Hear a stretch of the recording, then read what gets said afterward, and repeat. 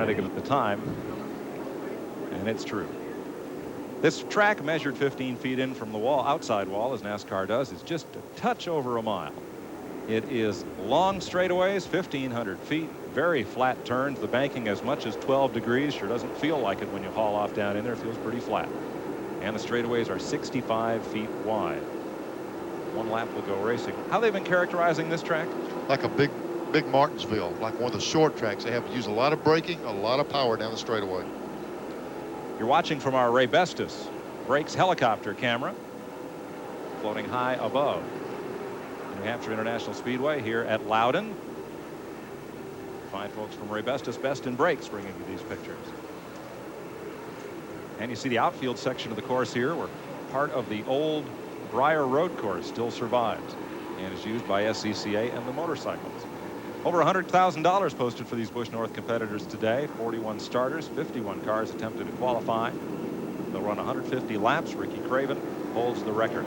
Mike McLaughlin is the point leader, one of the finest drivers on this tour, and a fellow who is looking to make the jump full time to the Busch Series down south and eventually Winston Cup. He has a modified national championship in his pocket. He'll start on the outside pole in the Mike and Harry Griccione car out of Granby, Connecticut. And Dick McCabe, proprietor of the McCabe Lobster Bait Company in Kennebunkport, Maine, is the number 2 point man. Jamie Obey, the pole sitter, is third. Pace car is in. Looks like about 40,000 folks here. One to go. Here in the grandstand, lining the hillside along the back straightaway. I just noticed something. They put the white flag out, meaning one lap before the green. They never do that down south. Is that something they do up here, Mike? I believe just in this series. In the Busch North Series, they give the drivers a one to go in that fashion. Here's a look at the point standings. Curtis Markham is fourth, driving that Skoll number 7, and Robbie Crouch, a former champion up north here, is currently posted in 5th as we get set to go racing. I think the big scramble here is going to be, like Buddy touched on at the top of the show, about the V8 in the pole setter's car.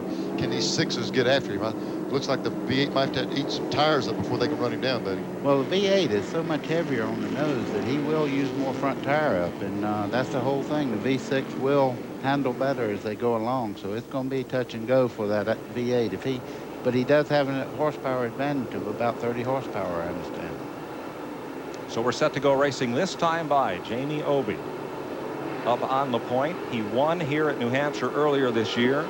Finished second at Holland, New York, behind Brian Ross, and at Stafford Springs, Connecticut in the last tour race, behind Mike McLaughlin. We are under green, and Obey on the bottom from the pole will take the lead. Andy Santerre from Maine, O'Connor Pontiac.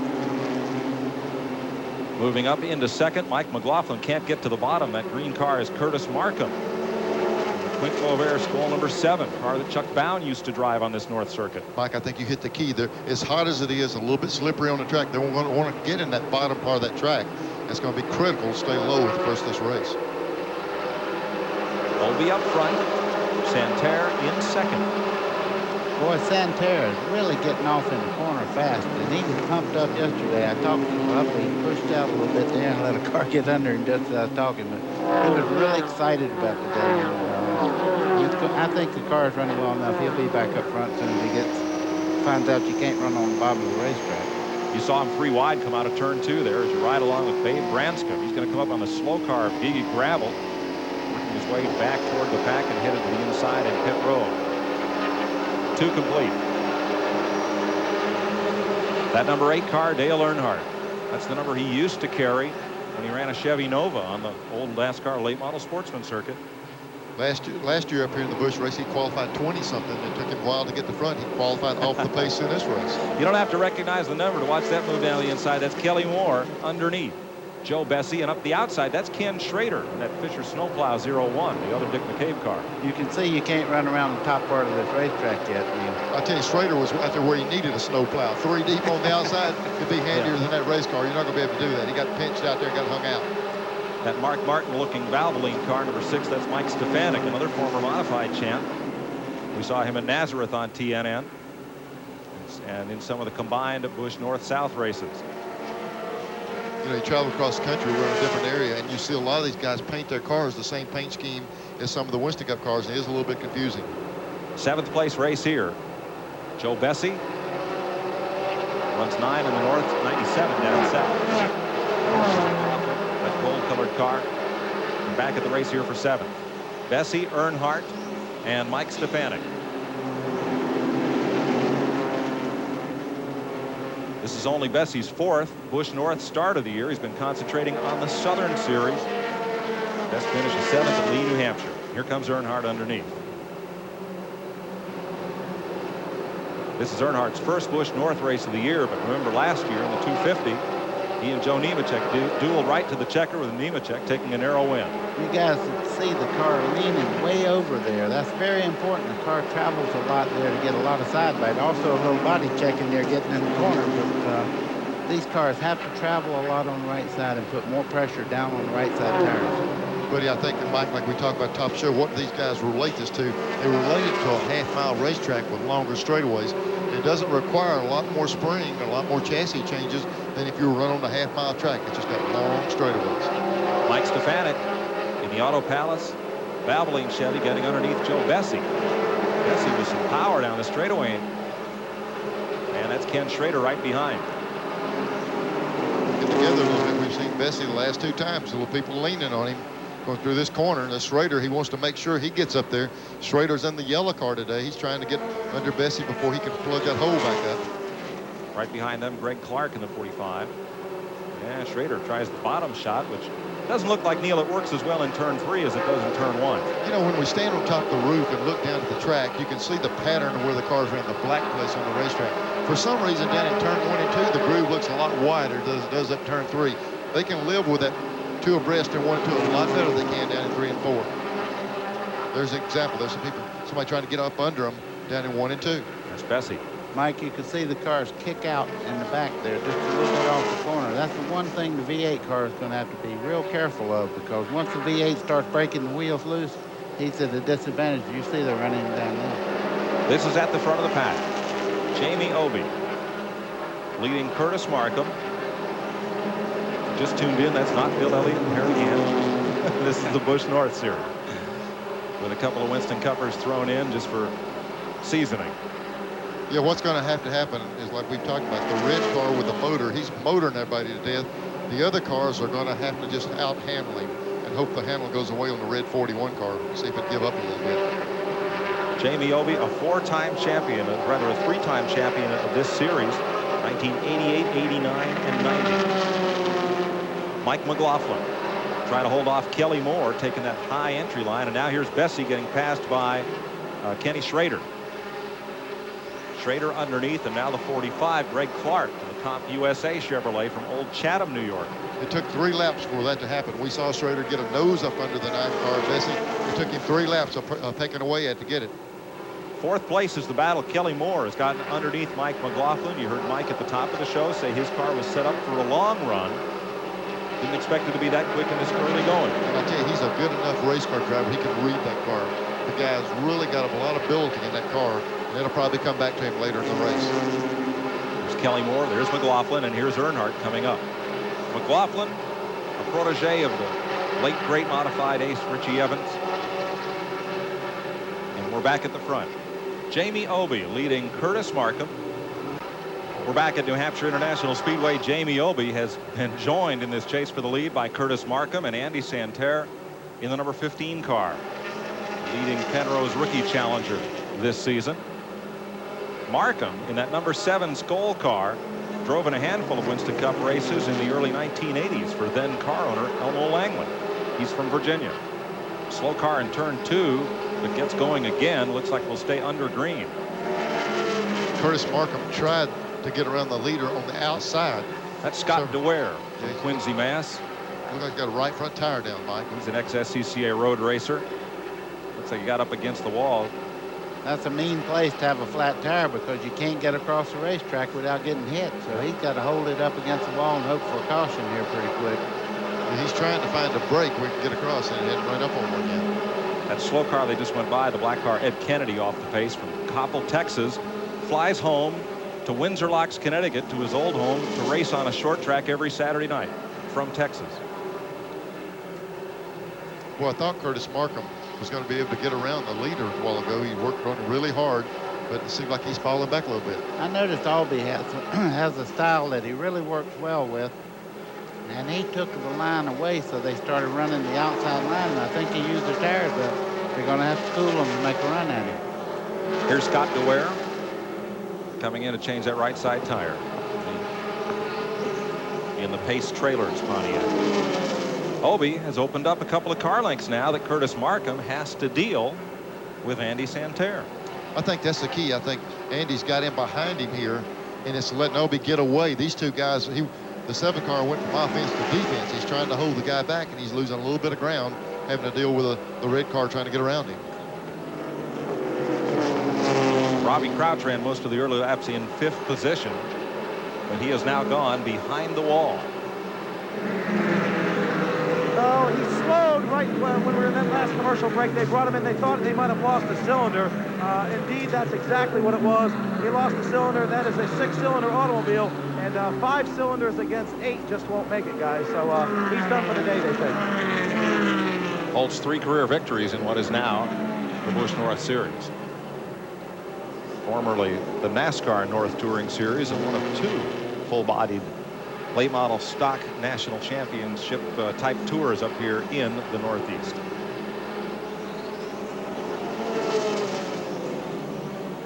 Second place, the battle. You see Jamie Obie on the left side of your screen, and Santerre in that red number 15 car, looking all over the back bumper of Curtis Markham. Mike, that's what you call casual contact. He's bumped about 3 or 4 times now, and what that does, that makes that 7 car look in the mirror a lot and he starts running offline. You notice he's running a little bit wide there?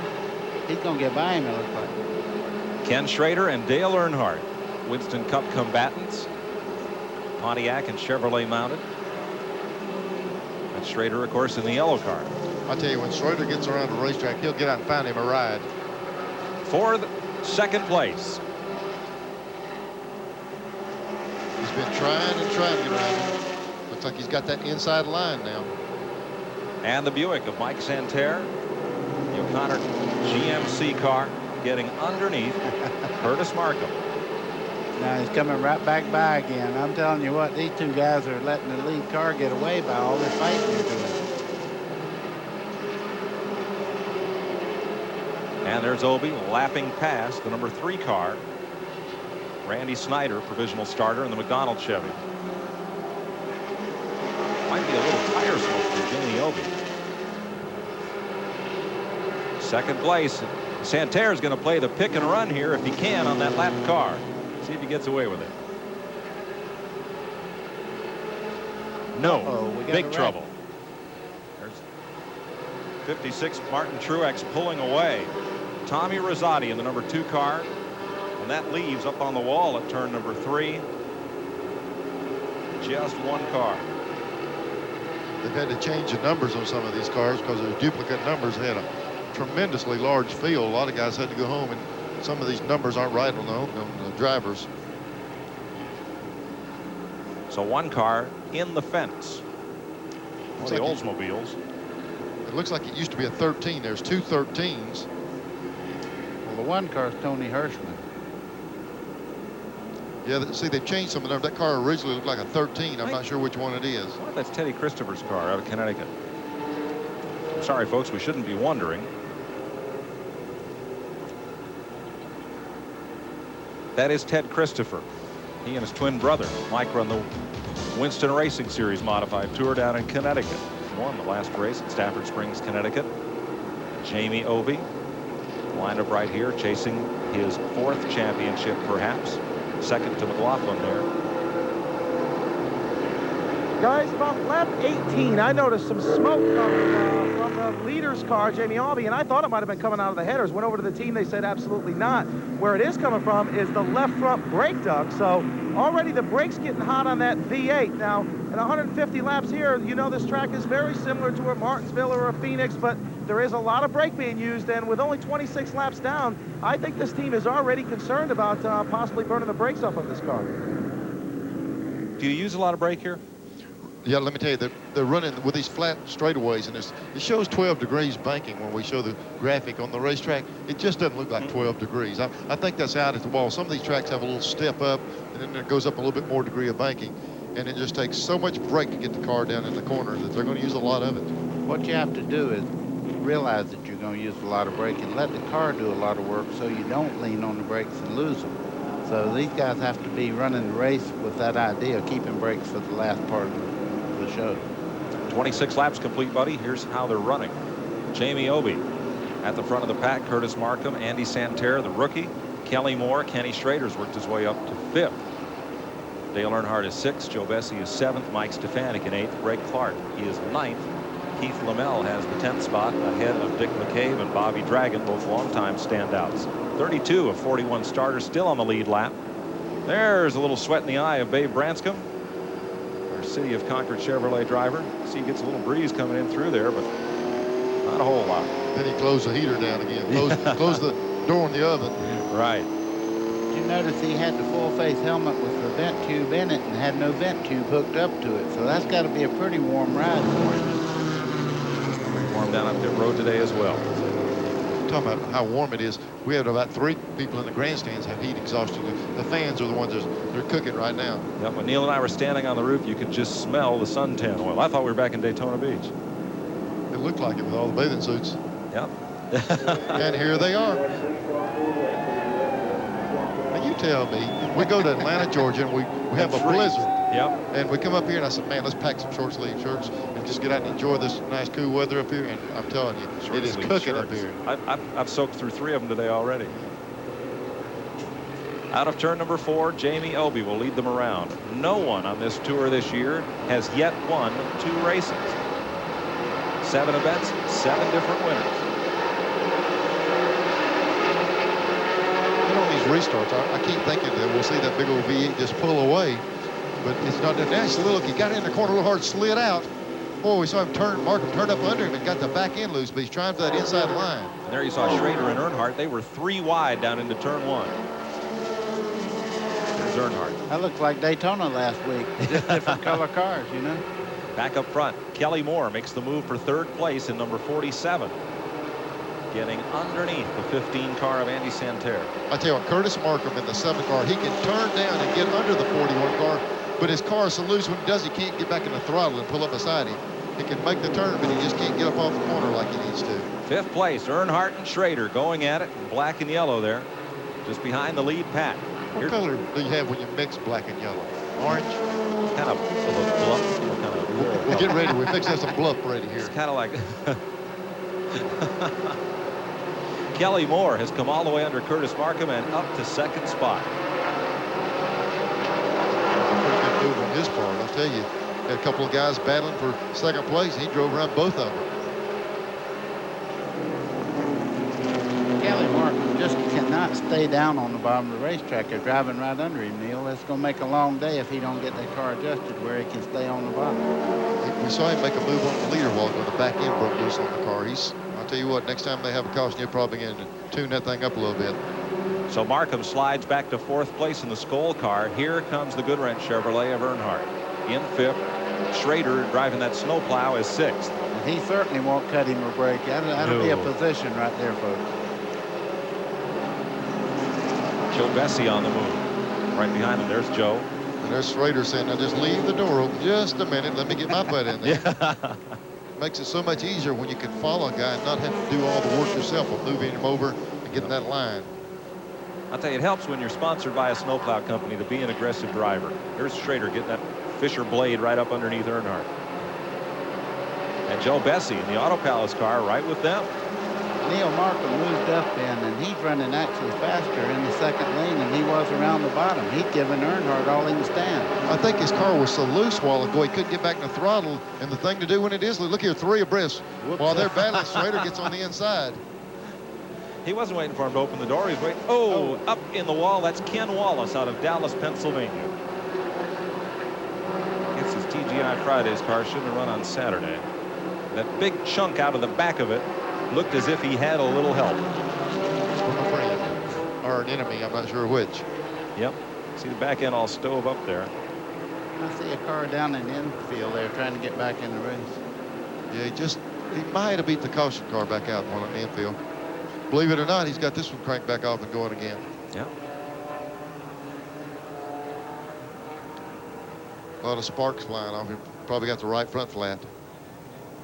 So we're under caution again, this time at lap 33 for Ken Wallace. Modifieds for the Billy Carrazzo team. Before moving on. Back under green. There's Kelly Moore in that black 47. In second place, the Jordan Lumber Chevrolet. Right behind Jamie Obey. Yeah, we saw Obey on the other restart get in a little bit hard, slide out, and he tried to pass him. He protected that inside lane a little bit better.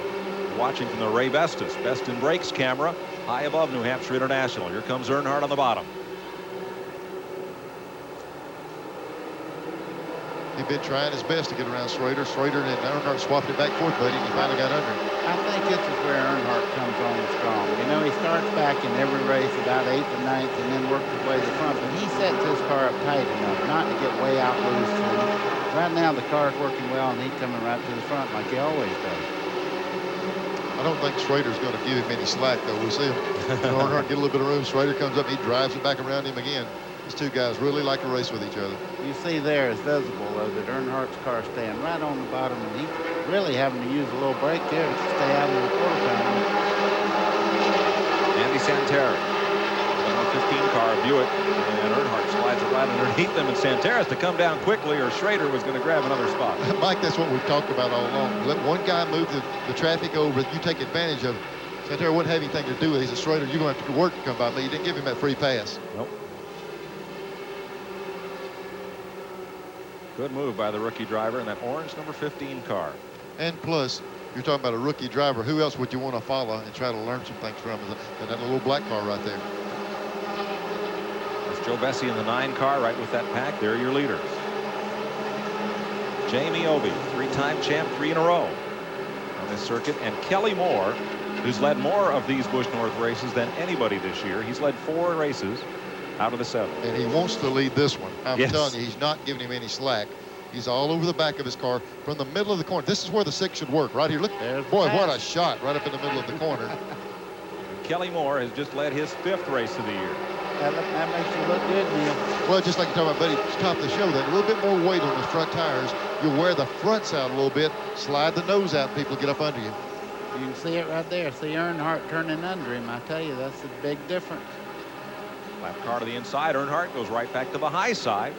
Brother Obey comes up to cover the spot. 2nd and 3rd place here. We're coming up on a 3rd distance. 41 complete out of 150 laps. Got up beside him this time. Here's where that 8 is supposed to do it, right down this straightaway. But once you take that inside line away, there's not much you can do with it. Oh boy, he's going to lose a couple of positions here. I tell you, once you go to the outside, and you can see the nose of that car actually favoring the outside of the racetrack. He's going to lose 3 spots now.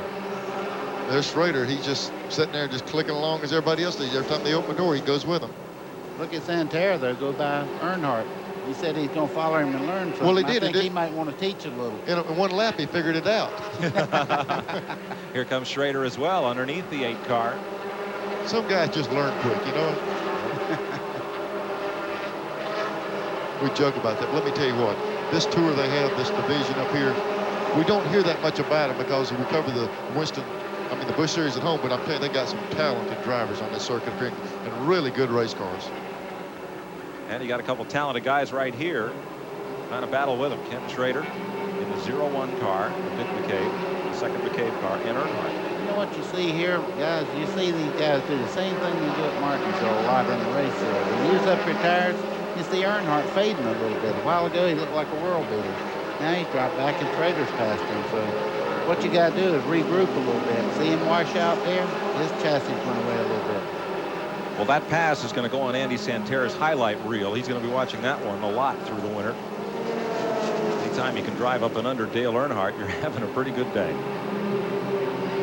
Jamie Obey, the early leader, and Curtis Markham, who ran 2nd, have now faded just a bit. You see them there. The red car is Obey, and the green and white machine, number 7. That is Markham. Back to 6th and 7th place now.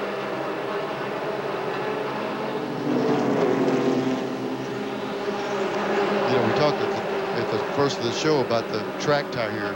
And when they come with a track tire, it's usually a hard compound to try to save the guy some money. And just like Buddy said, when you heat that thing up and it goes away, you just got to calm back down, cool them down, and go back again. The tire is not as sticky or hold as well as some could possibly be, but they're looking at it on the money side. Go with something hard, save the guy some money. Well, it's a good idea. And I was talking to Bobby Dragon the other day, and I said, how much money have you pulled out of your pocket to run this year? And he said, not 1 cent.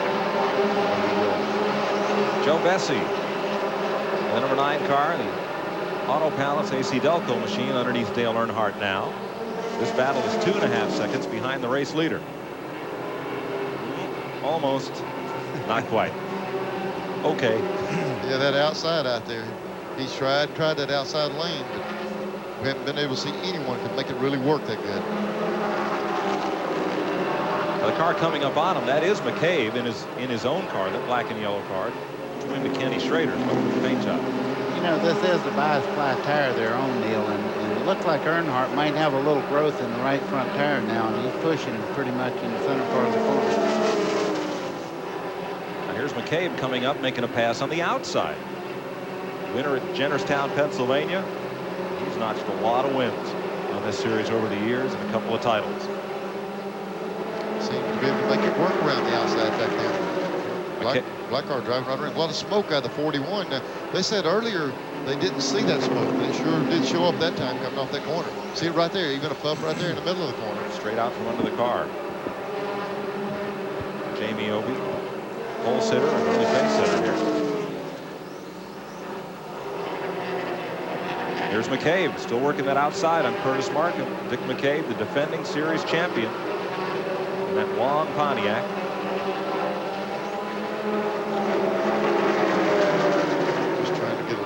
Each lap. You just can't hardly drive around him, but he's just trying to pick his way by inch at a time. Get a little bit here, next straightaway try to get a little more, and then down the corner drive on by. But that outside is really making him work hard. McCabe in that 0 car started in 18th position. He's now up here battling at 7. He's almost got him cleared, but watch the 7 car come right back up off of this corner. He's been getting a little bit of distance at a time, but he just can't make the pass. In the first part of the race, you could see the cars on the bottom would just drive right away from the outside lane. But as you go along and the racetrack's getting slicker, it looks like the outside groove may be just a little bit quicker now. Dale Earnhardt and Jamie Obie coming back at him. Obie's ridden along a bit, let his tires cool. McCabe completes the pass on Curtis Markham. Well, Mike, I talked to Pete Pennon. He's the crew chief on Obie's car, and I asked him if there was another problem. He said, well, it might be an oil leak. And I said, well, what about the brake problem that Randy reported earlier? He said, well, it might be that. So they really don't know what it is right now. But the smoke comes out when Jamie really gets on the brakes going into turn 1. I'm standing right here, so I really think that it's tire smoke. It could be that the chassis is getting down on the tire, but they definitely got a problem.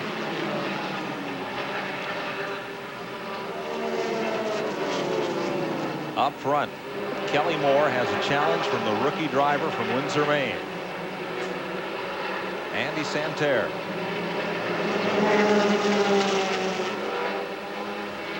Well, he's been making his way up through the field. Santerre's really got his car working. Boy, I'm impressed. I tell you what, he is a very young guy, and he acts like he's been here before. I tell you what, that's some driving there. Santerre finished back in 23rd here in the spring. Like Neil said, they learn fast. And passing on the outside. He's been thinking about the last couple of laps. He takes a look to that outside, but the wall sure jumps up in a hurry, I think. You look at that car in front of you in the wall and you decide no about the time you think yes. It's so easy to come off of a flat track like this and let that car jump into that wall before you know it. Look here comes Bessie right in the middle of the deal now. Joe Bessie up to 3rd, having gone around Kenny Schrader, and now is right on the tail of the leaders. That was a big jump. I can't help but believe the 47 car of Kelly Moore has slowed down a little bit for these other 2 guys to really bunch up on him. There's Bessie going to the outside. The hard way. Packed house here at New Hampshire. Bigger crowd expected tomorrow for the Winston Cup race. A race that after they took care of preferred reserve seat ticket holders, the remaining seats sold out for Winston Cup Day in 3 hours. I tell you, everywhere we go, every radio station says, do not go to the racetrack. They're sold out. It's probably as serious as a campaign have I heard about to sell tickets. Yeah. Santerre gets just about close enough to put yellow paint on Kelly Moore's car, but not quite.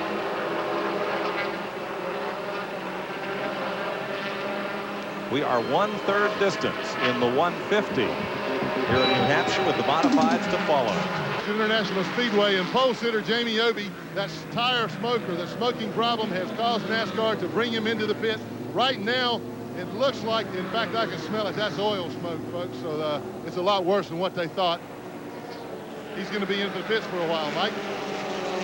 Thankfully, Andy Santerre smells the lead. Yeah, and not only smell it, he just took it. It's going to smell a lot better out front out there. And look at Bessie. We've talked over and over about somebody taking advantage of moving them over. He's wanting to go by when they made that pass, but he couldn't quite get by him. Here comes Dick McCabe then. McCabe and Schrader. There's no doubt the 47 car slowed the line down. Evidently, he was falling off. And look what a group of cars is able to get right there for the lead now. Joe Bessie gives several cars a real break here, but I tell you, he was up under the lead car twice a while ago, and he had a choice of touching the car or backing off and falling back in line. I think Joe Bessie's fastest car in the field, though. Seems to be right now, though. I'm not counting out the fellow they've long. Oh, Earnhardt. There's trouble. Right front. See something dragging underneath the car. Everything's dragging. He's got a flat tire. Yep. Keeps it way up and out of the groove. Can he get down to the pit lane? That's the question. Going up the back straightaway. Big piece of rubber on the back straightaway that time. They're staying green. Earnhardt's going to run it in on the rim. Oh, and now there's trouble in the back straightaway. Is that our camera Caution's car? out now. Caution's out now. Here they come to the flag. There's the debris on the racetrack that has caused the caution flag, and here they come running to the line. McCabe underneath Santerre. Now they've slowed it down. They do not race back to the flag in the Busch North Series. Well, Daryl Earnhardt is in. He's definitely going to go a lap down. It was a right front tire that he cut down. They took a little, or added a little bite to the car. Earnhardt was a little bit loose. He gets a cool drink. They've got a new one-pump jack on this car. Of course, this doesn't help him on this pit stop, but something that they're working on, trying to get the car off the ground in one pump. Taking a look at the left-hand side tires now. They've got it back down. There's definitely a problem here now. I'll have to check and see what it is, guys. Trying to get Earnhardt squared away and back into this race. There will be pit stops during this caution flag. We'll be back to have a look at them. He was coming off corner and tires down. Ooh, he did bounce it off the wall right there. Got in the wall a little bit off that corner. See the right front tire down on the car. You can see it coming apart. There's pieces flying back behind the car. Nice still there. But he's back up and running again. Up around side of Jeff Spraker, New York State driver. You know, most tracks we go to, if anyone's going to have a tire problem on the right front, it's usually Earnhardt. He's notorious for running the car really hard down in the corner, and he ran it in there so hard a couple times it looked like he just exploded that right front, buddy. Well, back in Dover, you know, he knocked him off the rim there. He drove so hard. Yeah, and he was the only guy up there doing it that time.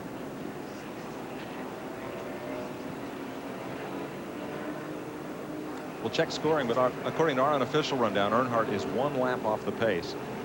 It looked to me like as he came in, turned down pit road, they did come around. When that caution came out, he could have made it around, but I don't think the car could have survived it.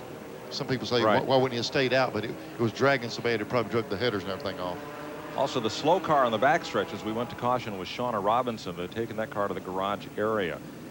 Bob Bear and the folks here at New Hampshire have done an awful lot to ensure the comfort and convenience of the fans. And one thing you don't see very often, down here below the grandstand, they've got the sprinklers on full blast so folks can come in and get a little cool, wet respite from the heat up there in the grandstand. Tell you where I'm fixing to go. I'll be right back. Would it go good with my tie on? I'm not sure. If the colors in that tie bleed, folks will have to adjust their sets. Oh, me. Well, now here's the question.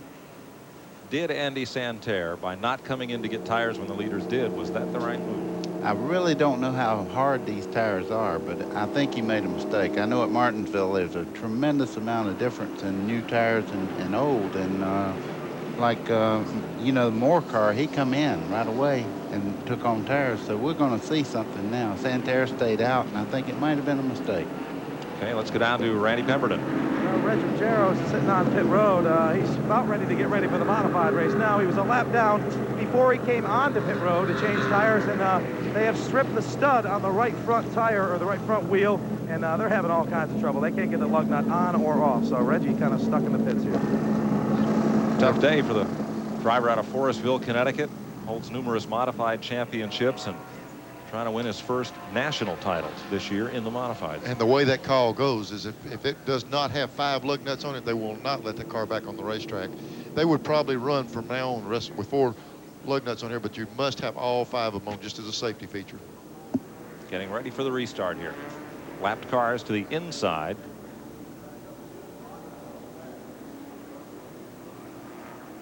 And we're lined up there with Dick McCabe up there with Kelly Moore. In second and third, Mike Stefanik is he's on the leaderboard. So we're coming down for the restart.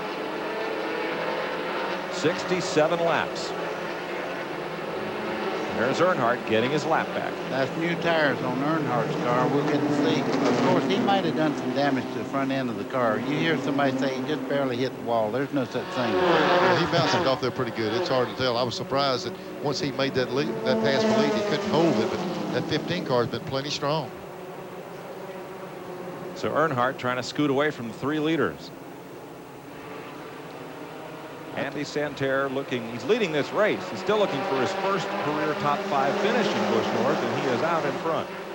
Well, you see the 4th car there in line, that's Kelly Moore, and he come in for tires, so I think he's going to be tough for sure. That's the Makita tool car for Moore. That black number 47. Santerre's not just giving up a whole lot of ground on those old tires. Kind of surprised me. I felt like those guys we knew would just jump around him and leave, but he's not giving that thing up. That's why they call it a track tire. It's extremely hard, so they won't have tire problems with them, you know, like blisters and things that we worry about when you have the compound is perfect for the racetrack, so who knows? Now, the term track tire comes from short track racing, where the track will mandate that everybody runs one particular tire, one compound, and they set it at a fixed price for the season in the effort of controlling costs. Like they also, on the tire, usually has a compound number on the tires on these cars. It just says Busch North. That's the compound. That's it. There's Ken Schrader in the yellow 01. He's the teammate of this man in the black car, Dick McCabe, defending champ of the series. They've long called him the Irish Angel up here, but there's nothing angelic about his aggressive driving style. Look at him kick that thing out. He's going to try that outside. And it looks like he pulled up beside him out there. Now the trick is you can get out there, but can you go on around? The answer coming, folks. Yeah. Yeah, wait just a second. We'll have an answer We had for to you make sure he could make the curve down here, not side by side. And he should get a little bit more run off that corner on that outside lane. Now, there's the big difference in the first part of the race. You can run the outside now, so you can pass a lot easier. It's going to make for a better race. Oh, me, got in there really hard, trying to get that distance he needed down on the car, and drove it out there and got that loose stuff. Had his hands full for just a minute. Neil, it's tough here, especially down in 1 and 2, because this is almost a 4-cornered racetrack like Indy. You go down in that corner, you make that turn, and it's almost like a short straightaway between 3 and 4, and between 1 and 2. McCabe gets in that gas a little early, and there's still a whole lot more corner left. You're right. You make that first initial turn, you make that commitment with the throttle, and then you got to really crank the car one more time. What's the old saying, 3's a crowd? Well, it's a crowd right now. Kelly Moore coming up to make it a 3-way battle. Andy Santerre raced Super Sportsman, they called it, at Speedway 95 in Bangor, Maine in 89 and 90. Won the ACT American Canadian Tour rookie race in 1991 and won some open competition pro stock races last season, 5 of them. Works for his dad's wrecker and trucking service. Well, guys, another aspect of this tire situation, Quint Beauvais, the crew chief of car of number 7, told me that that the harder McCrary tires are picking up the soft Goodyear rubber that's on the racetrack in the Western Cup cars. It actually made their car pretty tight, so that might be why we're seeing Andy Santerre be able to go so long. His car, picking up that softer rubber, is able to go longer, just not seeing the tire wear that you normally see because these tires are so hard to begin with, making a lot of these cars tight. A little bit of an unusual situation. Very interesting.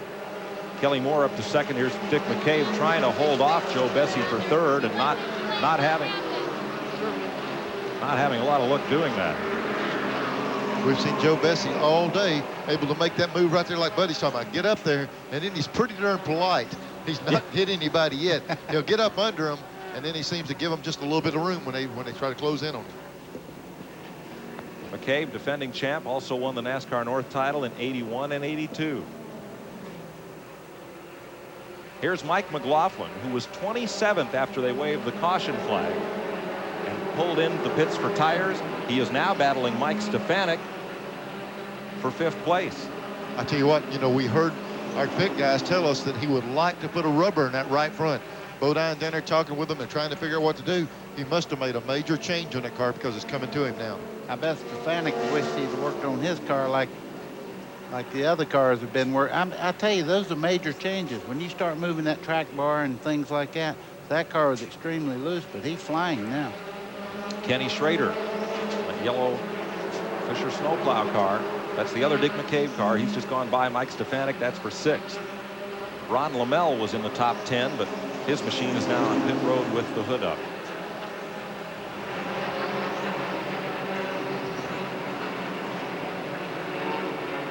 Schrader and Stefanik, former national modified champion. His late older brother Bob Stefanik, many times a track champion and 500 winner at Agawam, Mass. Can you imagine how these modified drivers feel to get out of their cars and jump in a 6-cylinder after having a great big old motor sitting out in front of them with his big tires on it?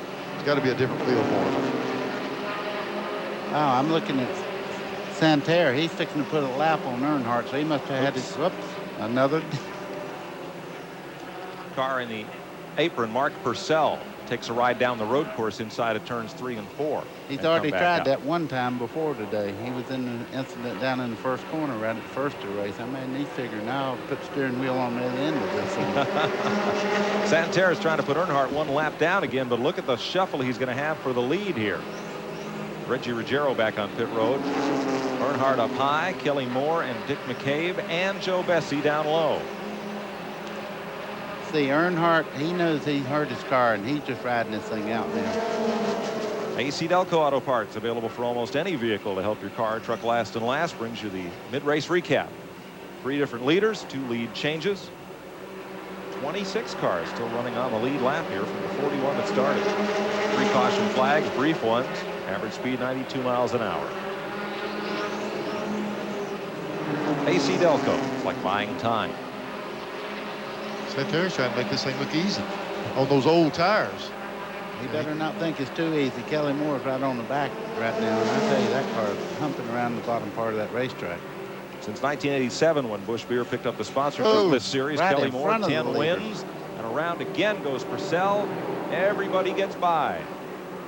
And a moving chicane there for a minute. Caution is out. Mark Purcell going around. It looks like Santerre got in the back of a lap car as that group went down in turn 3.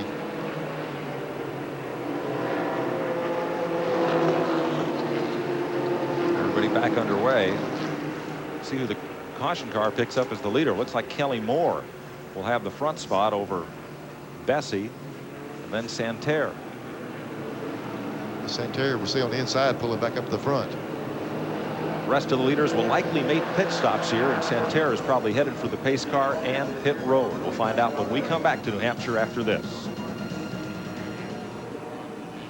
You about finished? How's it going? Great. We have a lot of good mechanics that shop at AutoZone. Front of the leaders. You see Kelly Moore going down in the corner. Santerre never touched him. He just broke loose. I mean, just going in the corner hard, and the car turned around. This is your lead 3 cars, and everybody's trying to find a way. You see Joe Bessie go under there. That was the lap car of Mark Purcell spinning. Here's another look. like you said, but he just turned the thing around right in front of the leaders. I think he might have been aware the leaders were behind him, and he tried to go through the corner and not create a problem, and created one. Here's Glenn. Well, Mike, one of the drivers we see each week on the NASCAR Busch Series is Shauna Robinson. She had her Polaroid Captiva car here in a short day. Shauna, what happened? Well, it's been a frustrating season so far, but, you know, we got to do everything we can to keep Polaroid Captiva behind us, and we just had a short day. It blew a motor. Car was running real good. You know, all I was doing is driving as hard as I could and passing cars, but it just didn't last long enough this time. But we'll go to Talladega with a good attitude. Okay, better luck there, Mike. Thanks, Glenn. Getting ready for the restart here. Martin Truex started 37th. He's now up running in the 9th position. Good run for the New York Stater. Now let's get the restart lineup sorted out here at turn 4. We're about to go green. Kelly Moore, the leader. That's Babe Branscombe. I think that's our camera car right there, about to overrun the Corvette pace car. Well, check that. Down the front straightaway, the lap car on the inside was Stub Fadden. Number 16 car, white machine. Splitting up the leaders there. Field standing update brought to you by Napa, because there are no unimportant parts. Okay, lap cars away. There's Fadden battling Kenny Schrader. And Kelly Moore on the front. Kelly Moore's had a fast car all day long. He's trying to work his way to the front. He's got it up there now. Trying to keep Earnhardt a lap back. Earnhardt wants that lap back pretty bad. He's made 3 or 4 passes down the front straightaway trying to get by there. Trying to get on the inside, where he can get that inside lane and try to make that pass for the lead.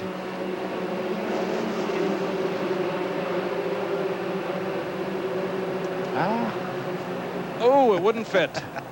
He got it. Earnhardt got it under there, and it wouldn't quite fit. I want to know something, Neil. He said the toe in and all was off before the caution there and after the caution. Can he adjust that thing from the inside? It looks like it's working pretty well now. Had it down off the racetrack on the flat apron part. I think he just adjusted it from the inside outside. Yeah, we had our pit guys had talked to him during the caution. They said they had the toe end knocked out on the car. Might have readjusted at that time. Tough break for talented rookie Andy Santerre. NASCAR said he passed cars under the caution. Stop and go penalties on pit road now. Ooh. He's going to pull back out and stay on the lead lap, but just barely. Boy, Joe Bessie was completely sideways coming off the floor this one. Did a great job to get the car back under control. And that gives Kelly Moore, George Lumber car, just a bit of breathing room. And Earnhardt just into the back of Joe Bessie there, loosening him up a little. There's Schrader on the outside, though. And here comes Mike McLaughlin. Made that early pit stop, made 2 pit stops to work on the car. From 27th, he's up to 5th in that 51 car. And Dick McCabe right with him. Okay, McCabe's got 2 good race cars on the track. Schrader's car and both of those cars running well.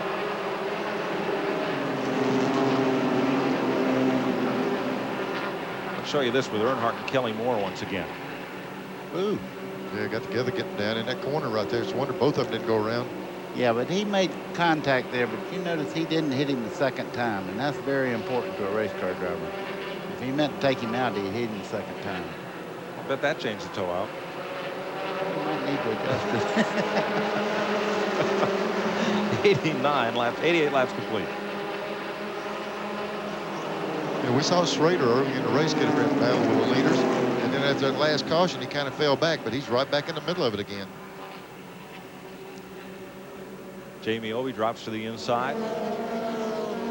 Yeah, they black flagged him for that smoking problem. Evidently, they fixed that. He's right behind these 2 cars. There's Morgan Shepherd in the 21. That's Reggie Ruggiero in the Pyroil car, the number 13. Painted up much like his modified.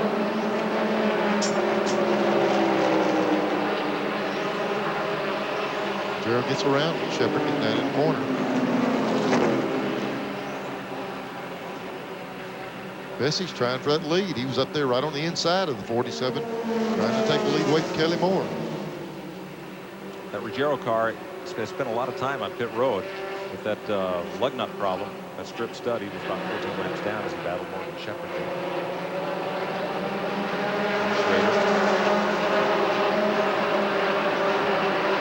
Kelly Moore's got to make a mistake before anybody can pass him. But he's running just about what you call a perfect line around this racetrack to keep anybody from passing him low or high. Just trying to become the 8th different winner on this tour this season. He has 2 second-place finishes, hasn't yet won. Buddy, just as you said that, you could see as he came off the second turnover, he gives him that outside lane. He's not coming out, sliding out the wall. He's coming out and giving the outside. If you want to go around him, that's out there. But he's not going to let you have that inside unless he makes a mistake like you're talking about. That's kind of like fool's gold out there, though. It shines, but it's not real. It's real, but it's hard. You try and don't make it. Bessie getting a little loose. You come around the corner here, and the corner looks so long and so wide, it looks like you've got all day and all kinds of room to work with here. You see Earnhardt move over and let Schrader go by. This is going to be a 3-car race here in just a second. There's Kelly Moore, led more races than anybody this year. And since this became the Busch North Tour, he's the leading race winner with 10. Not this season, not yet. During the course of this race, buddy, you've said several times that Bessie might have the best car. I'm not so sure he does it there because he's run up on them. Even when they get on him before, he's been able to hold them off. But Schrader's pretty determined. He gets inside, he might take it.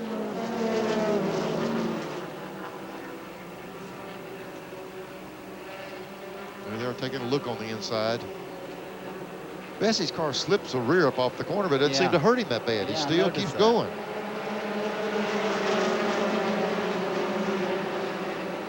If anybody knows how to save the tires and all, these guys up north know how. But I tell you, when you cut your teeth in modifieds and things like that, you learn to soft pedal those boys off the corner. Yeah, because you're dealing with so much horsepower all the time in those modified race cars, and you just can't turn the tires over because you'll burn them off. And like you say, it's good training for him.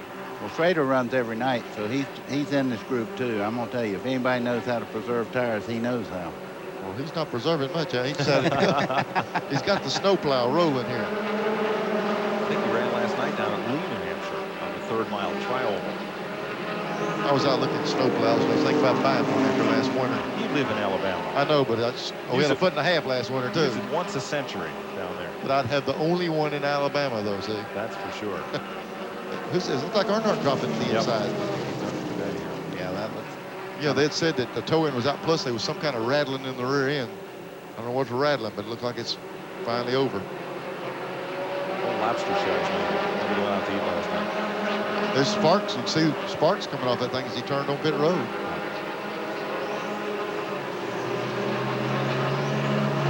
Well, this is unbelievable. We were talking about it before, about how Earnhardt drives the car into the corner so deep. Looks like a right front tire, I think. Just came over the radio, said, I got one soft on the right-hand side. He didn't even know which one it was.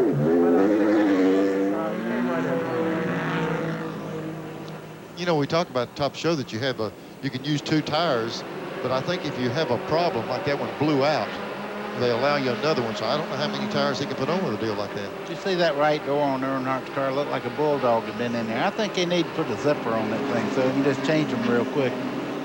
Like those stadium trucks. They run one heat race and they put a body on it. Right. Kelly Moore leads Ken Schrader. Joe Bessie and Mike McLaughlin is now the 4th place car. Schrader's really made up a good bit of distance once he got around Joe Bessie. Reeling that leader in now. You know, Joe Bessie's impressive, though. He got past, but he's pulling back up on Schrader now. I tell you, that car is really strong. I don't know whether he's maybe saving a little bit for the very end here. Talking about strong, Mike McLaughlin is right behind this pack of cars. Now, he was out to lunch when this race started. He had to move the track bar up. He had to put a rubber in the right front spring. But they've worked at it all day, and he's right in chance to win this race. Somebody needs to get McLaughlin a Busch ride down south. 3rd place, Joe Bessie. It's 95 degrees here in New Hampshire. Does that heat bother these northern drivers against their southern counterparts, perhaps? Gone to the lead, taking it from Kelly Moore. And an instant ago, Mike McLaughlin got 3rd. Here's the pass for the lead. And boy, what a jumbled up pass. They were in a lot of traffic here. Schrader got to the inside. And look at Bessie. Bessie says, hey, I'm going with you. They come down in the corner here. Schrader keeps that inside line. He's able to take the lead coming off turn 2. Well, they got together a little bit right in the middle of that corner. Bessie's just a little bit loose coming off the corner there. Then he just can't make the moves he wants to make. I think that's the reason he's back to 3rd again. 1 lap after that, Mike McLaughlin got past Bessie, and that took 3rd spot away. Dale Earnhardt has taken his car to the garage. NASCAR had given him a stop-and-go penalty for being too fast down pit road. Earnhardt pulled in, contemplated for a moment that he'd already cut down or worn out 3 right front tires, and pulled it in the garage. We'll hope to get a word with him in a bit here. 105 laps on the board. Ken Schrader driving the Fisher Snowplows Pontiac 01, leading the Jordan Lumber Makita Tool Chevy of Kelly Moore 47. Mike McLaughlin in the Coors Oldsmobile 51, and Dick McCabe in the long Fisher Plows Pontiac number 0. Up to 5th place after starting well deep in the field back in 13th spot is Greg Clark from Old Chatham, New York, the Comp USA Chevy number 45. Kelly Moore's car is much faster than Schrader. I think he got him on a little move there. I think the 47 car by far is a faster car, but Schrader is just, you know, he's relentless. He never gives up, and it's going to be tough to get by him. Yeah, that pass we saw earlier was in lap traffic with a lot when things got stacked up. I'm like you, that Kelly Moore car really seems to be quick.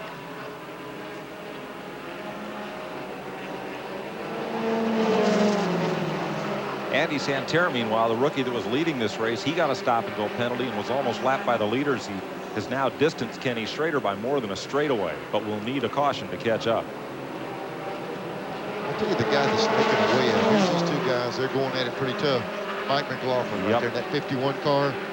Good headsy race car driver. He says, guys, go at it, chew them up, burn them down. When you get through, I'll see if I can. Here's talking about going around. Here's one spinning down here. Scott DeWare, Pace Trailers Pontiac, that will bring out the caution. It's his first year on the Busch Series. He and I battled here last September, traded the lead 14 times, and a lot of paint, and a lot of fiberglass and stuff. Pretty good road racer. You've raced here a good little bit. Yeah, it's a fun place. It Yeah, really you is. won. You didn't brag. You're supposed to brag when you win. Yeah. I don't do that. I was going to say, he's the only guy that's won up here. In the booth up here, for sure. He's on the road course. He had a real good chance of beating me and you. We're under caution once again at New Hampshire. 109 laps complete. We'll be right back. He's been out there, y'all don't know. I still don't think we've seen all that Mike McLaughlin has to play in that Coors car. Down to the inside comes Reggie Ruggiero, a bunch of laps down in that red Pyroil car. As the 3 leaders scored away. Well, McLaughlin's got to be careful here. He just don't want to lose sight of these leaders and not work his car hard and let these other 2 really race hard for about 15 or 20 laps. And it looks like they're racing pretty hard right now. Doesn't get any harder than this. Kelly Moore goes back up front. Pinches the car, turns it down, and takes the low side away from Schrader. He's going to come back at him on the outside. Well, I tell you, when he came off the corner, he came off so low, I thought he was having a problem, but the car really accelerated him off that corner. Remember, Kelly Moore did that when he was trying to hold off Joe Bessie and the 15 of Andy Santerre. He'd come off the corner way on the bottom. Neil McLaughlin loses sight of those guys. There's not a class in the world that can help him see. He's got to keep sight, because I'm telling you, these guys they know just like we do. There's not much time left in this thing. You better do it right now. But look how good that car, 47 car, is getting off that corner. The other 2 sliding out the wall. He's driving right up off the bottom. Here comes that McLaughlin trying to make that move on Schrader. We've been anticipating this. Kenny gave him that inside lane. He thought he had a nose under him. He's out enough that McLaughlin can get the car up under him right here. And here he comes. Back straightaway, Mike McLaughlin. Boy, how the course of a race changes. 51 car, we wouldn't give 10 cents for it the first this race. They were off on chassis so much, and the crew really done a good job for him all day. Well, Mike, you know all these teams. He must have a tremendous team to be able to fix a car that's that far off in this short a distance. Mike Ricci, his crew chief, worked a long time on the modifieds. One of his former drivers, Ray Miller, is here to watch today. And there's the pass between the 2 long Pontiac team cars. Dick McCabe going past Kenny Schrader. McCabe running for points here. Schrader is not. As we give you a Napa field standing update, brought to you by Napa, because there are no unimportant parts. So McLaughlin may have something here for Kelly Moore. He is closing in. Mike McLaughlin from Waterloo, New York, first came to national prominence in a dirt modified car, Norm Foster's potato wagon, they called it. And he had some very bright white driving shoes. He's a rather short of stature fella, about 5'5". They began to call him magic shoes in upstate New York. pedaled his way to a number of victories there. Came to the modified tour, drove for the Carrazzo brothers and the Sherry Cup team out of Kensington, Connecticut. Clyde McLeod was his crew chief, who now works with Todd Bodine on the Busch South Tour. McLaughlin won a national championship, chasing down Kelly Moore, winningest Busch North driver in the 5-year history of that tour.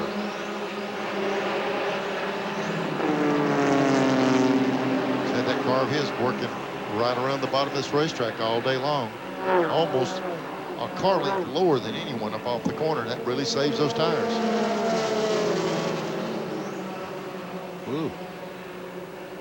It almost makes you wonder. McLaughlin moved up there. I thought he was going to be able to close up, and almost what makes you wonder is he had to overextend his car just a little bit because McCabe's coming in on him now. You see McCabe moving up like that. I think of the story that they tell about Junior Johnson telling Waltrip at halfway, you know, they was giving away a big prize for leading the halfway lap. And Waltrip said he's running in 10th place, and Junior said, okay, Waltrip, go on up there and get that prize. It's a little bit harder at times than going up there the rest of the way. 31 laps to go. Front four: Kelly Moore, Mike McLaughlin, Dick McCabe, and Kenny Schrader. I tell you, McCabe's car looks like it's working on the bottom as well as the leader right now. Greg Clark, the 5th place driver, still looking for his first top 10 finish this year, so great run for him. 12th at Stafford Springs, his best effort. There's his 45 car, and Joe Bessie right behind him. Yeah, the 45 was the car that ran in the back of the car and spun a while ago, and you can see the damage over on the right front. It might not be much, but sometimes it doesn't take much to upset these cars. But as he's been coming along here, he's been gaining and gaining and gaining on these leaders. So I don't think he's hurt the car that bad aerodynamically. The last caution was a break for Andy Santerre, the rookie who led up near the halfway point. He's now up to 12th place.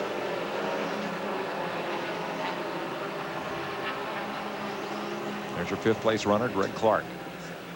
You see the first 7 place cars, they're running exactly the same times around this racetrack. My hat's off to them on this track tire. I'm real impressed that the competition is this tight. Look at McCabe with the black car right behind McLaughlin.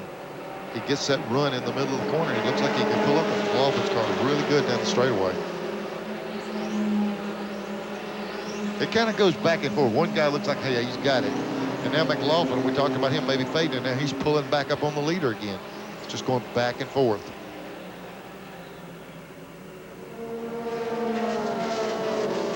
Dick McCabe, one of the NASCAR North's winningest drivers ever. Yeah, you see Schrader moving up on him. Schrader looked like he'd worn his tires out and was headed for the rear, and all of a sudden he's coming back again. I think what they do is realize they got the tires hot. If he's out for a little bit, then come back and make another run at it. Schrader better be careful. That's the boss's car. He's up there. He might pull his permit on him. McCabe also oldest driver in the field, 59 years old, and still winning. God bless him.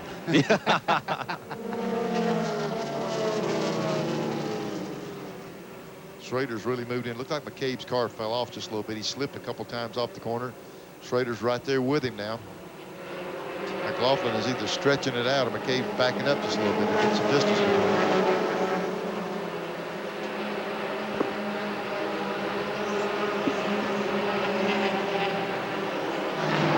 Well, I'm standing by with Glenn Sullivan. He was driving car number 34, but he's had to get out for relief. Glenn, tell us what happened. Yesterday I had a van door closed on my elbow, and it was okay during the race. You know, I went down and got whirlpool treatments last night and stuff, and it felt pretty good. I could move it. It hurt, you know, but during the race, you know, going through the corners, having to turn the car a lot. Thanks, Glenn. Here's Mike McLaughlin. He's renewed his charge on Kelly Moore. And right behind them, the 2 Dick McCabe cars are side by side for 3rd place. Schrader says, sorry, boss. We need the money. That's pretty smart on McCabe's part, too, not to fight him, because you could tell that Schrader had saved his tires a little bit, and he was faster. So that's the thing to do. You can make a run at him later when you cool your tires. Looks like a run's being made right now for the lead. McLaughlin is reeling back in. 47, Kelly Moore. McLaughlin's really working hard right now. I haven't seen that 47 get off the bottom of that racetrack all day. No, he's right tight around the bottom.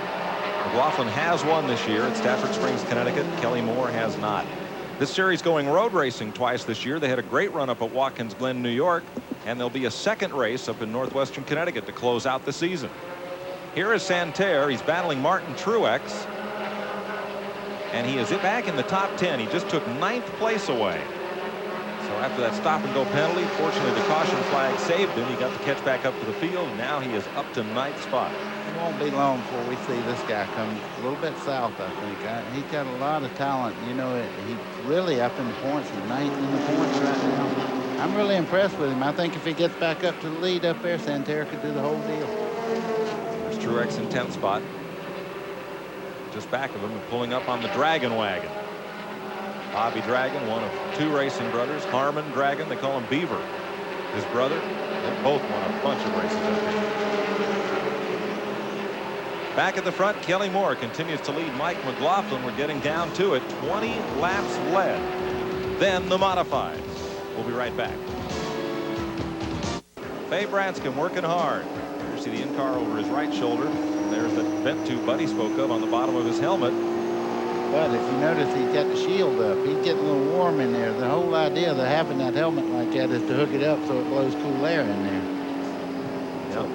As Joe Bessie told us, a lot of the North drivers don't like to use a whole lot of driver cooling, don't much have the need. He's a 7-time champion at Star Speedway, and merchants in the city of Concord got together to sponsor this car and work out the in-car camera deal for today. So happy to ride along with him.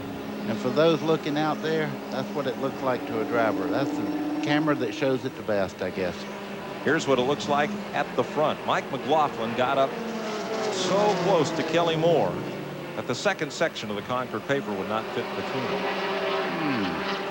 For the last lap or two, he's really looking lofty. He's trying everything he can. You can see the 47 of Kelly Moore. He's giving him that outside lane. If you want it, it's out there. But it's hard to take that lane and make it work. McLaughlin made a strong run on him a while ago. See how much, look there, there's McLaughlin right down on the inside. A little bit of contact right there coming in the middle of the corner. Kelly Moore, when McLaughlin gets under him coming out of the corner, Moore gets pretty loose. It looks like a little touch, but that makes that lead car look in that mirror as much as he does out the windshield too. You got to be careful when you're leading a race like this that you don't get too protective. You know, you've been running the car hard, trying to stay out front. If you get too protective, then you slow the pace down that you're running. 13 laps to go. Behind them, Schrader and McCabe in formation now. But up front, that's the battle for the lead. McLaughlin has reeled him in several different times. He's made about 3 real sincere efforts to get around him, and he'll drop back, cool him, and here he comes again. And looks like he's fixing to make that run on him one more time. Greg Clark still holding on to 5th. Joe Bessie is 6th. Morgan Shepherd now is 7th. The rookie Andy Santerre is 8th. Bobby Dragon is 9th. Martin Truex in 10th. 11th is Curtis Markham. 12th is Tom Rosati. 13th is Jeff Berry. 14th is Bob Brunel, and 15th Michael Olson. They're all on the lead lap, as are 6 more cars. When you got 2 guys that have been battling like this 47 and 51 car here, don't rule out the chance of those guys right behind them. Schrader and McCabe have been running a straight line, and if they keep this battling up, I know there's not but like 10 laps to go right after this lap, but those guys still aren't out of the picture back in 3rd and 4th place. Jamie Obey getting overlapped. The pole sitter. Oh boy, McLaughlin's car really got out there wide. I'm not so sure when he made that last run on him, he didn't use a lot of his car. He made 2 real good efforts to pass him, but he's lost some ground since then. Kelly Moore, 1984 champion up at Oxford Plains, won 10 poles in one season, 1989. And here we go at it again. McCabe underneath Schrader. I told you they was running a straight line, sideways. And McCabe goes back into 3rd spot. Does he? And Schrader comes back. There is no such thing as team cars, guys. When it gets 10 laps to go, that's for the dust there. They're after it. Well, Schrader's going to try it again. Is there room? They do the body work at the same shop on these 2 cars. You don't need to do a whole lot of it. Okay, made the pass. That's 3rd place. Still got a good margin on the 5th place car. And up front, McLaughlin is right there with 8.5 laps to go. Back straightaway. Now he's got that inside. That's the first time he's had that inside line on him all day. That should be the difference right there. He has the preferred line now. I think he'll make the pass. Kelly Moore. Yep, there we go. Loosens up McLaughlin. Yeah, then he's going to try it back on the inside. But he didn't have the jump off the outside that he did off the bottom of the racetrack. Now, but let me tell you, McLaughlin's car seemed to be a little bit loose when he got behind him. Now, if he can get up there behind him and put some heat on him, he might loosen McLaughlin enough to get back around him. Traffic will be a factor here. 7 laps to go next time by. They work around 3-car of Randy Snyder. McLaughlin leaving just about a half a lane on the inside. I'm not sure he's wanting to leave that half lane. It looks like the back of his car is a little bit loose. If Kelly Moore can get up there really, really close, he can cause some problems for him.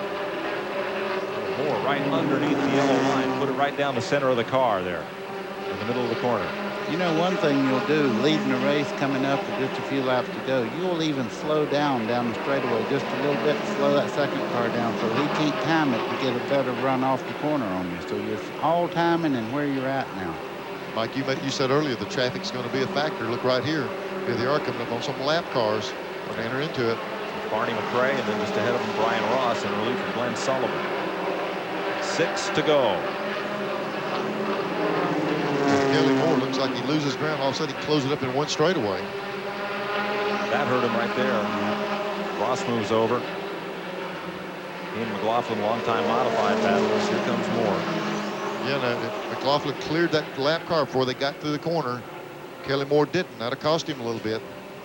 He still having to contend with that car up that corner. 5 laps to go. Back at third place, it's still McCabe, and he has distanced himself from Schrader quite a bit. 6th and 7th, Morgan Shepherd and Joe Bessie, only a couple of car lengths apart, but not as close as this. Boy, Kelly Moore really pulled back up on the back of McLaughlin then. I don't know. He may have something for him right here. Look how he gains on it going down in the corner. Makes up a lot of distance getting down in each corner. But you can see how much lower he's able to run than McLaughlin. That's where he's been his strong suit all day long. Mike McLaughlin, there's your third place car, Dick McCabe, in the black 0. And up front, Kelly Moore has caught right back up to the race leader. Now, see, he's back off of him a little bit, but where he's really good is they go down in this corner, he's been able to drive right up on the back bumper every time. And Schrader has caught Dick McCabe again in traffic.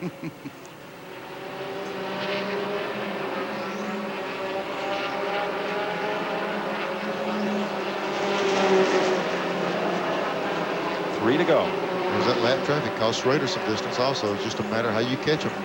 What part of the track. I don't know about you, Neil, but I'm proud of McCabe. At 59 years old running a race like that, that's super. Boy, and it is hot out there, too. Here we go. We see him close up. We see Kelly Moore close in.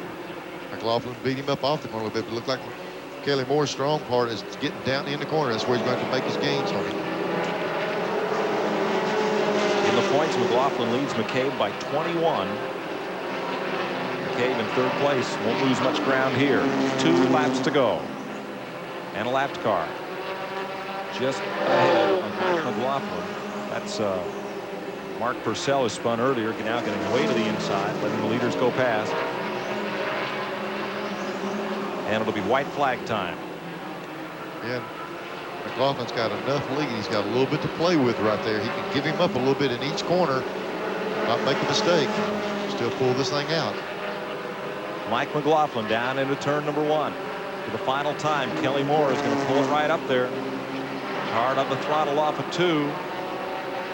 McLaughlin, that little bit wider line, might have gained him a few feet there. McLaughlin's got more work to do yet, but it looks like he's going to win this thing. He's got to hurry and get another race car here right quick.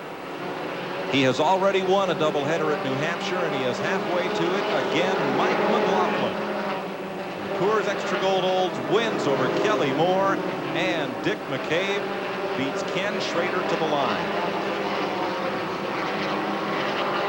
Well, I'll tell you what, Michael Busch did a great job. Those guys right there on pit road up under that car, changing that track bar, working on the right foot string. They do a lot of work to get him up front. Mike Gricci, the crew chief. His brother Harry owns the race car. They have won again at New Hampshire.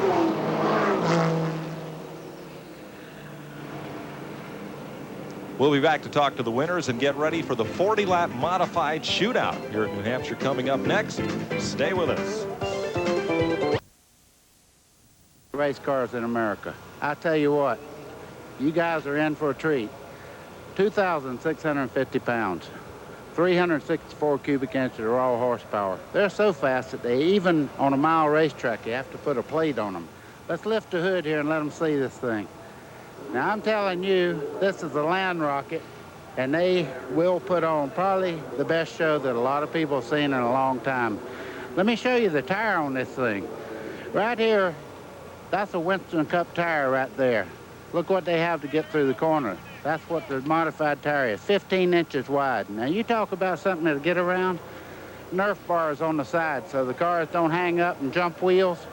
In my opinion, folks, tighten up. It's going to be a show.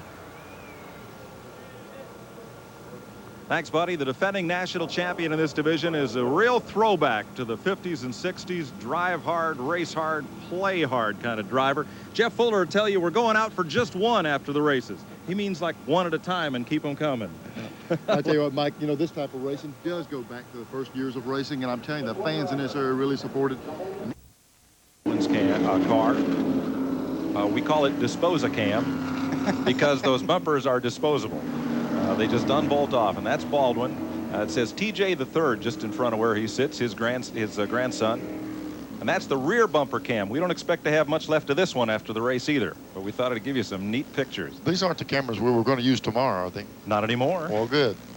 Look at the offset between the left side tire to the body of the car and the right side tire there. Boy, those things, you talk about something to get around a racetrack. You know, most types of racing, they tell you what the left side weight can be, and that you got to have a straight up car, no offset in them. These things here look like side cars. They got all, the rims are offset to the outside on the right and inside on the left. They just shift everything to the far side. You see our Baldwin. He's sitting almost even with the inside of the left front wheel. Look at this air cleaner. The reason it's like that, they don't want too much air to pass through. We worry about a lot of things passing through the thing. They don't want too much air to go by. He said it'll blow the fuel out of the carburetor into his face if you don't use that. There's the Sunoco Sickens paint car of Tom Baldwin. Mike, you were right. These drivers actually do set partially inside of the left side wheels. They've shifted over far enough that they got their body weight, which really helps right on the inside of the car. Yeah, the center line of the car is way over to the right. That air cleaner is in the center of the car. So the driver sits way to the left. The body is offset. And the roll cage, of course, give him a little better protection. You see the wink mirror, that 5-panel mirror up above. Well, you need that when those tires are exposed like that. If you jump a wheel, you're out of here.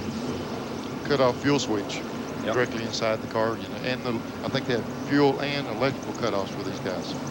They carry 55% of their weight on the left side. No more, according to NASCAR mandate. They carry more, they're going to need a kickstand when they park it. As much as they're leaning to the left. I think you're right. On the pole, Ed Flemke Jr., his second career pole in modified racing. Satch Worley in that Mystic River Marina missile on the outside of the front row will try to steal the lead from Flemke. One car fails to take off on the start. Ooh. Somebody almost got crossed all up in front of him. It looked like the third place car, second row inside. I couldn't tell who it was.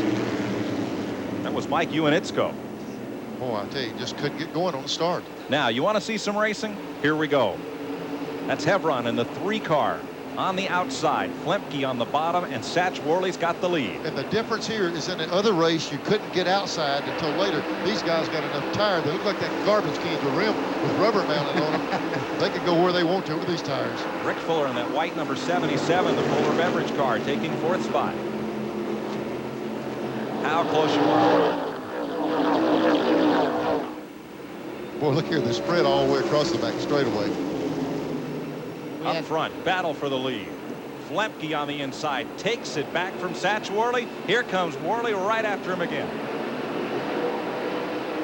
Yeah, in most races, you'll tell the guy, let me know when we're right at the end. The end is near now. There's no laying back. You got to go for it right from the drop of the flag. You know, seeing Ed Flemke's name up there, I guess all of us were brought up with Fast Eddie driving. Look at this. Oh, around goes the 17 car hard in the wall. Oh, Jamie a lot of cars Tomeno, behind him. former Some more champion. cars hit on the back straightaway. They're still hitting. Uh-oh, One there's car one up airborne. on the wall. And comes down to earth. That was Tony Ferranti way up in the air. A grinding crash, and Flemke will lead them back to the line. Several cars involved. 8 cars are littered along the back straightaway.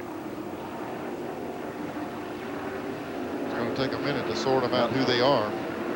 Down right rear on one of them trying to turn around. Look at this. That's Charlie Pastriak in the 5 car. 17 is Tomeno, who triggered the accident. 74 sitting on top of the 5 car, it looks like. That's Chris Amon. Yeah. And a few more cars further down track. Jeff Fuller was there but pulled away. Hopefully the 74 is sitting on the engine compartment. You ever see the driver moving in the 5? That's a good sign. That's Charlie Pastriak. He and his brother, who's also in this race, run a paving business. I wouldn't doubt that right front wheel didn't run up the driver's compartment. Now that's Tony Ferranti. That's the car that just about climbed the wall, came back down. He's there along with Brad Hietala. Ferranti climbing out. Brad is okay. He takes off the removable steering wheel. This for the lead. Yeah, everyone's holding him off on that outside lane, something we haven't seen the other time. Slid right up in front of him now.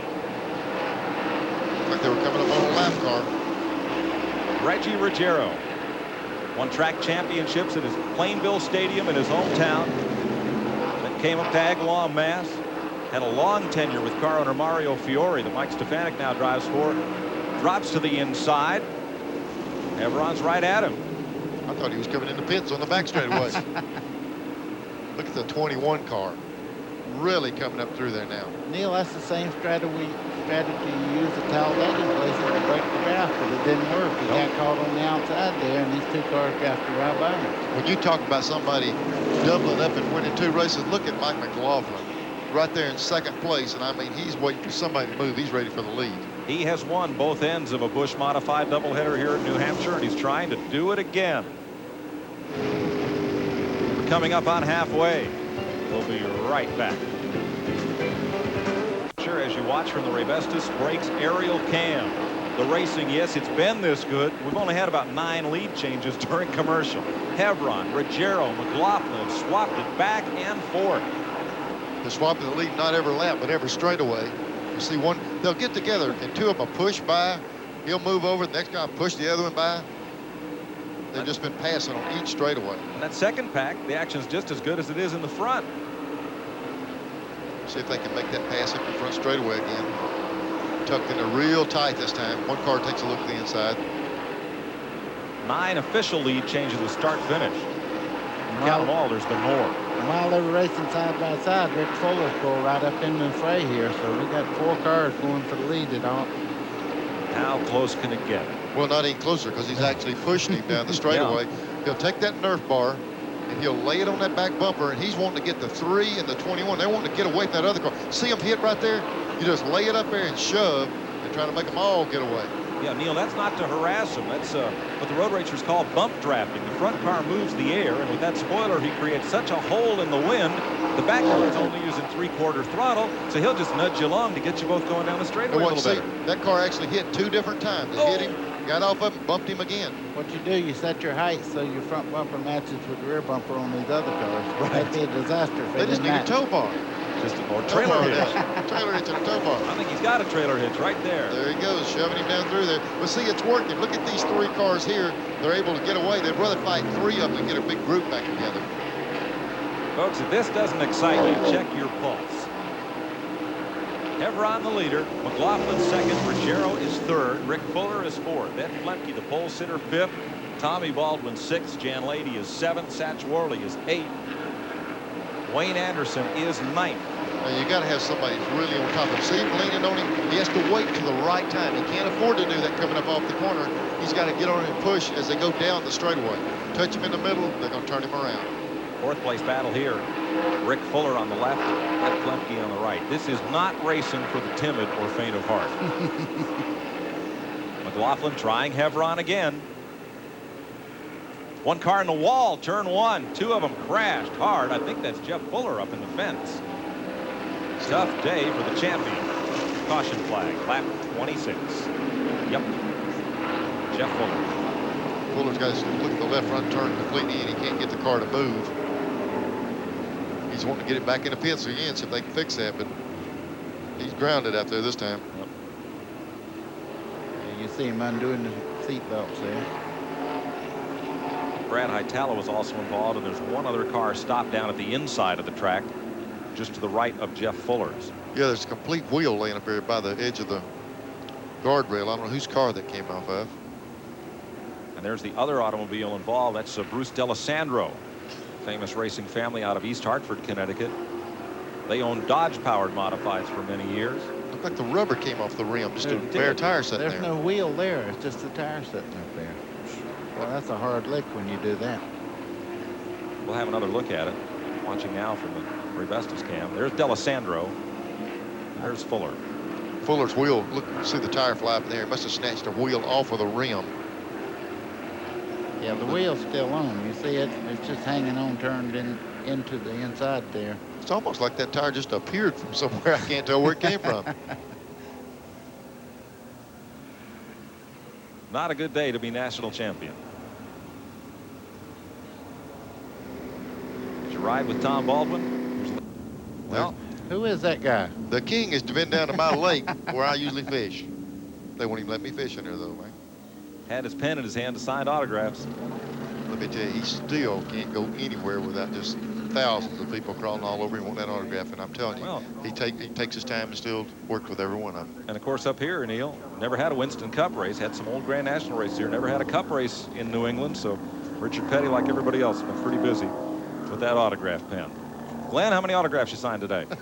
Well, not nearly enough. We're down in national champ Jeff Fuller's pits. You see this board here? These are all replacement parts they want to put on the car when they crash. Well, unfortunately for Jeff today, there's not enough stuff on there to fix the car. Now, there was one other tool that was lying there. I think this is the tool that they're going to use to take care of Jeff's car today. They're just going to sweep up the parts, put him on the truck, take him home. The other, you see when the car cuts, which way the wheels go. You can see when a guy is pushing and when he's loose. So much more than you can with one of the modified fans called the taxi cabs. Right. And you can see why they fill the grandstands week in, week out in the Northeast. Yep. Modifieds have not had a lot of television exposure over the years, so this is one of the best kept secrets in racing from the national fans. I guess they're kind of a combination of Winston Cup technology and sprint cars, if you will, trying to get the power to those big tires, get them down to the ground, and it's exciting. I drove one of these things last weekend in Kansas, and it was just like somebody running in the back of you. When you mashed down on it, it's like somebody hit you at a red light when you took off the corner. I'm going to tell you, these things hook up. Look, these guys here, they're determined to get this car to make a lap or two. The inspectors and everyone's there, they're concerned about the roof actually blowing off of it. They're trying to get that thing tied down well enough he can make a lap.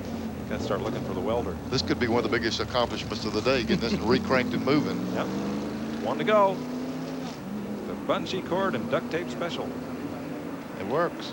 I don't know if the spoiler's working properly now. The aerodynamics are just a little bit out of line. I don't know. I think the air is plenty spoiled going up and over that thing. Charlie Pasteryak, best finish this season, 6th up at Thompson, Connecticut. There's your top 5 once again, no change.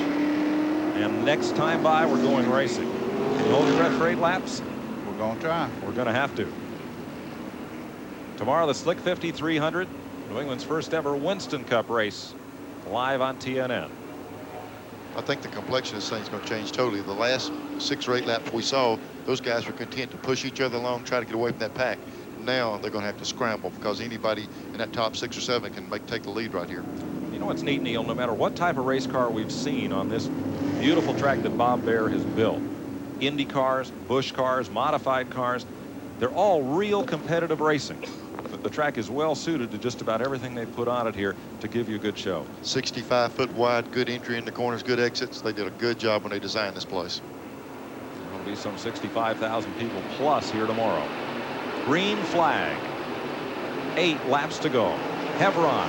And here comes on the inside against Ruggiero and Mike McLaughlin. Rick Fuller right behind, and Ruggiero will take over second. he kicked the back of that car out coming in this turn, too. Well, it takes a lap or two to get that trash, build up rubber off the tires on a normal side. These things, they got to get it off there in a hurry. Hebron the leader, Ruggiero, McLaughlin, Rick Fuller. See the chunks flying off those tires. Used up rubber. Hebron pulled a Neil Bonnet trying to break the draft there. It didn't work for him, though. Boy, he moved the outside. Look, here's 2 of them going by. But that doesn't mean anything. We've got he got moved back to 4th on that move. And that's Ed Flemke. Just behind him. Boy, Hebron got loose there. Jan Lady is the Dayglow car, number 25. You know, earlier it took Hebron about 6 or 8 laps to work his way to the front. His car might be a little tight when it first restarts. Mike McLaughlin tracking Reggie Ruggiero. Ruggiero already this season has been in victory lane 3 times. Stafford Springs, here at New Hampshire, and back at Stafford. Mike McLaughlin runs a lot wider line getting in that corner than most of these guys. Here he comes. He's going to take a look at that inside. Ooh, didn't quite have enough that time. He wanted to make that run in there. Look at how close the top 10 are. Just a car length apart. It looks like he can jump up on him off the corner, have to lift for him just a minute. Look at that move to the inside. McLaughlin, Hebron started into the turn on the outside and then dropped right down to the bottom. Changed his line completely in the middle of the corner. I think Rick Fuller can get under him, but he don't have anybody to go with him, so he's got to draft just like he do on the Vegas Speedway at Talladega Daytona. I don't know. McLaughlin, his car, watch him right in the middle of the corner, make a good strong move. Before he pulled up there and wrapped him right in the rear, that time he took a look at the outside, he couldn't make that work. Well, that's the line he used to win the Busch race. Coming up to the outside in the middle of the corner. Here comes Fuller down to the bottom. McLaughlin won't give him anything, so Hebron comes up top. Tony Ferranti's car after that ride down the wall, back in the race. Now he's got a good run. He might start on the inside here. He got a real good run off of that corner. Oh, he's staying tucked right in there behind him.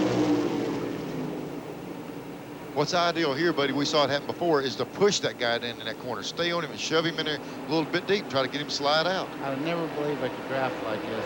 I just seen the 3-car go to the outside and have the draft and drive right by Fuller. 3 laps to go. Ruggiero the leader. McLaughlin in second, trying to do the double. Hebron in third, Fuller in fourth, Lady in fifth. Now Hebron and McLaughlin together might be able to make this pass. Here they go. No. Boy, it's close. You know, McLaughlin wasn't able to do it himself, but that second car trying to give him a little bit of a push. 2 laps to go. McLaughlin will try it again on the bottom. Can Ruggiero slam the door? He does. 3 cars going to enter into this thing before it's over. He's either going to help one of them or drive by him. His car is too strong to set there in 3rd place. Hebron drops to the bottom. McLaughlin going to have to give him room. Almost. Yep. Look here, right? Okay, Hebron. He's wanting that outside. Here comes Hebron. By himself now. You see the other car drop in there. Does have to take that little bit of it down. 1 lap to go. Rick Fuller went with Hebron. That was the difference for second place. Here's McLaughlin fighting back on the outside, and he's about going to run out of room there. Baldwin is in the wall. From the in-car camera, they're going to race to the checker. He's in the wall in turn 1. Here comes the field battling back to the line. Jeff Fuller coming to the outside. He's not going to get Hebron. Ruggiero is going to make the flag and win it. Hebron is second. Fuller is third. Ed Flemke is fourth. And they were 3 wide at the flag for fifth. Look at this. Bob Park trying to make it home with a Nerf bar rubbing the left rear and the left front down. And our in-car camera has taken the big dump into the turn 1 wall. Here's Parksy trying to make the checker and be the last car on the lead lap. A lot of hot water blowed back on that camera there. You can see where it busted the radiator and everything. Bob Park makes it across. Tom Baldwin sits and waits for everything to clear before he climbs out. There's the front bumper cam. It's still there. It's got a little bit different angle. We were looking to the right of that air cleaner. That's our rear bumper cam, Neil. Forecast is clear skies. No rain today. And a chance of fence in your face. Well, Reggie Ruggiero from Forestville, Connecticut, three-time champion at Riverside, once at Stafford Springs and twice at Monadnock, has won the New Hampshire Modified Shootout. What a show. We'll be right back. Car camera with 1 lap to go. Look and listen. You can see the liquid fly. The engine let go and everything come out of it. He had no control whatsoever. But Tom Baldwin was okay, walked away from that one. Ruggiero now leads Doug Hevron by 70 points in the Winston Modified Tour standings. Ruggiero the winner. Hevron finishes second. Rick Fuller is third. Ed Flemke Jr., the pole sitter, fourth. Jan Lady had a strong drive to finish up in fifth. Mike McLaughlin back to sixth on that last lap in that 3-wide finish. Wayne Anderson was seventh. Stephen Park was eighth. Tim Connolly was ninth. And Tim Airy finished up in the 10th spot.